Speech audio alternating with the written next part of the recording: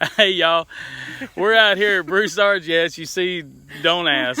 Anyway, you see that we got Amy from Broussard. We got Cat back here. You know I'm Grizz. This is Windmill Farms Adventures. So we're down here in Louisiana. We brought the goats to the Broussards, and while we're down here, we're going to do a little farm look at their homestead that they got going on here. We're going to look at the elderberries, because where we're at now, we're going to kind of work back to the front. We're going to go through the elderberries. We're going to go through the chicken coop, the plants and stuff that we have over here. Then we're going to get up to the house up there and the stuff that they got in the front that I think's neat. So y'all come on with us as Amy takes us on a tour of their homestead out here, Broussard's homestead, all right?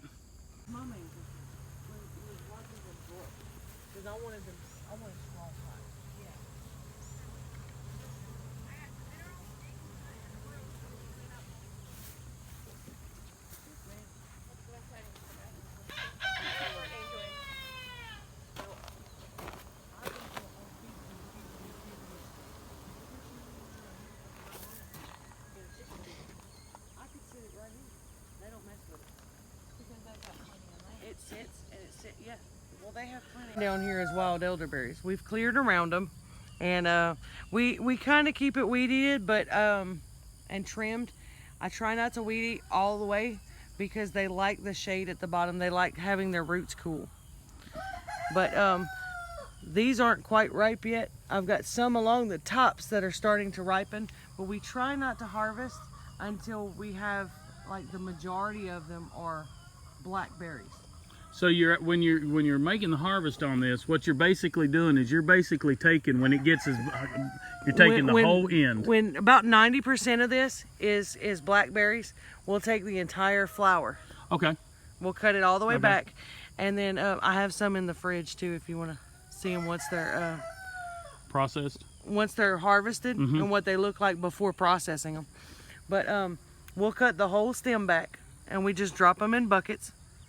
And we'll bring the whole bucket in to take and then we'll take the individual berries, which are super tiny, and we pull all of those off the stems. Now, when there's 90% blackberries on here, it's a whole lot easier. Now, do you actually have, like with some berries, as they get ripe, they kind of fall off easy? Do these fall off easy, or do you actually have to pick these off? Some of them will fall off pretty easily. But most of them have to be, you just run your thumb across them. Some people use a comb to get them off, like a hair pick or something like that, and they'll come off really quickly. They're not terrible. It's when you get a bunch kind of like this. That's mixed in there, greens and purples together. Mixed in greens and purples, and you got to pick all the little purple ones off without getting the green ones, because the green berries are actually toxic. So you don't want... Okay, well, that's something good to know, so people know if they've got this growing, that the green berry, don't even put it in your mouth, don't do nothing with it. Right, it will make you sick, yeah. So we try to get as many of them as possible. I got one up here. Oh, I got a face full of berry. That right there is what we want. So you want this whole stem right here. And I'll come through with a pair of scissors. I don't like to pull them because it can damage the main part of the plant. But I can shake this pretty hard, and some of them will fall off. Some of them will fall off. Yeah. But see, like with our pokeberries that we're harvesting now, you brush them and they come off. They will sometimes when the more ripe they are, the easier they'll fall off. But we've had a lot of damage this year to the elderberry plants with caterpillars. Like we did over here? Yeah. We've got one, poor thing, it looks scraggly, but it's still making berries. I was going to say that this is the one that's got a lot of berries that are ready to harvest on them. And I actually just harvested off of these yesterday. So, you know. Yeah, I know it's hard to see, people. That sunlight ain't making it easy. Let me bring this down here. There you go. So. But see, this one's missing a lot of leaves, and that's caterpillar damage. We also get like a fungus you can see on some of the leaves there, the spots. It is a type of fungus that gets on them, and we try to spray them with baking soda water as often as possible, but they do grow wild. We don't lose the berries though, but you can cut this whole tree back and it'll come back in again in the spring. Okay. You want to talk about your bees, since your bees are your new addition that y'all got this year that y'all love? My bees are my babies. We actually just collected our first round of honey. How much honey did y'all get off of it? We got 38 pints. That ain't bad at all. And that's just off of 12 frames. We pulled 9 frames out of the south side. Mm-hmm. And we were only able to pull 3 out of here. Didn't have enough honey production yet? They didn't have enough of it capped. This Yeah. is my weaker hive. For whatever reason, it's always been our weaker hive. The south side hive is a little stronger. They grow really fast, and they instead of focusing on brood, they focused on the honey. Whereas this one focused more on the brood box. Well, it was the weaker hive. It was needing to get Yeah. more workers and more Yeah. drones, yeah. But they're still pulling in pollen. They're doing great. We have flowers blooming all over in the fields and stuff nearby, so they're still coming in full of pollen for the most part. Alrighty. That's cool. I love it. They look good. And I'm glad that we brought y'all the 2 supers that y'all could put on top so that you can add more honey Look. production on there. You can see on the stronger hive, they have more pollen coming in and out. That weaker hive, for whatever reason, they're not pulling in near as much. I think they're focused more on brood. And that happens from time to time, depending on what if they lost their queen or whatever. Because they could have lost the main queen last year and got a new one, and that's a new young queen. There's always reasons why the hives, do their different. This could be an older queen. This hive is well established. Everybody there knows their job, and they do their stuff. So that's cool. All right, we're going to head up here in the front just a little bit.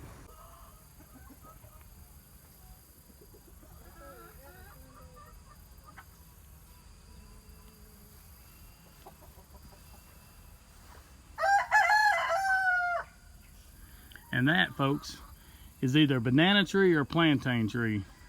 That's gorgeous. It's huge, and it's right here next to the chicken coop. Now, this part of the chicken coop, they had a mama and broody mama in there with some chicks, and we brought them some additions to put in there. And I see Coco decided to take a bath, didn't she? Yep, she's getting her a good dust bath. Well, there we go. Y'all, we brought them a couple because of... Yes, we hear you, Ruru. This is Coco. And this is Ruru. This is our rooster we showed y'all before. And now, is this Eggy, baby? No, that's Ma. That's Ma? That's Ma. That's Sal. That's Eggy behind her. And then, That's Sal over on the side. but they had this nice little chicken run here next to their main chicken run. Y'all see all their chicken? Yeah, the boys are having a peeing contest through the fence at one another. Some of the girls have been too. Well, there's a hierarchy with all of them, But see this gorgeous pen they got here? I mean, y'all don't understand how nice this pen really is. This is big. It's gorgeous. Yes, we see y'all. Y'all ready to be fed.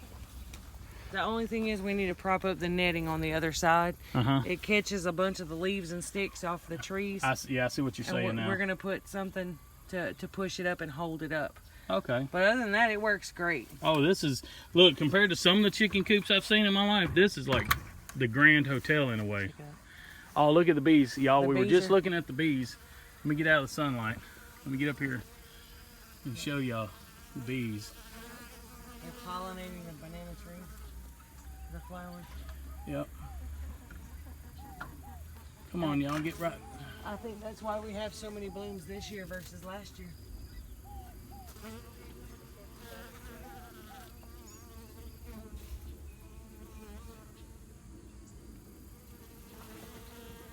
Won't do. See, somebody told us to experiment. Okay. Since we have so many, see how when the bloom is done, there's no more flower petals on it. Uh-huh. Somebody told me to cut below the bananas and to see if they'll ripen on the tree that way. Okay. So I did that over here just a couple of days ago. See how it's sealing over? It's still dripping here, but bananas are full of moisture, so the trees themselves. So I'm hoping that these will start to ripen up. But we also cut an entire flower off, and we have it hanging in underneath the shed over there. hoping that they'll ripen that way. So we're trying a bunch of different ways, and I think we're gonna cut one bunch of them at least, and try to eat them like plantains. Okay. And see cook 'em kind up of what and- they taste yeah. like. We're trying to figure out if they're actual bananas or if they're plantains. Okay.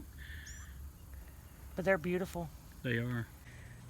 We've got 8 rabbits total. We have our bucks on each end, and the females are in the middle.